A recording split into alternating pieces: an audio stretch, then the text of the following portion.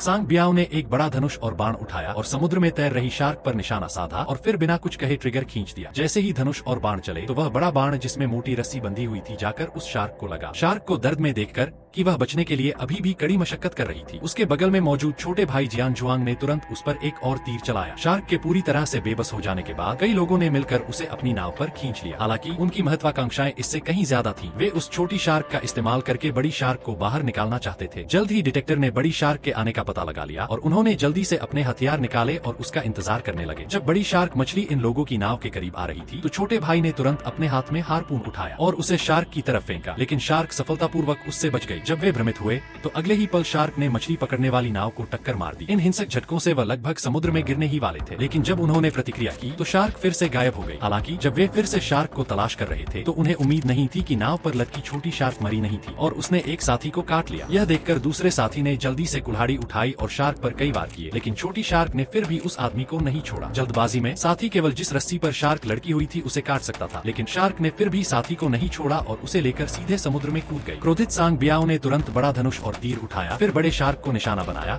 और बिना कुछ कहे उस पर तीर चला दिया। हालांकि जब सांग बियाओ चेन से उस शार्क को वापस नाव पर खींचने वाला था तो वह बड़ी शार्क अचानक पानी से बाहर निकली और उसके साथी को मुंह में पकड़कर समुद्र में कूद गई और फिर शार्क ने उसे एक बार में निगल लिया। सांग बियाओ ने बचने की कोशिश की, लेकिन जाल में फंसकर वह भी सीधे समुद्र में गिर गया।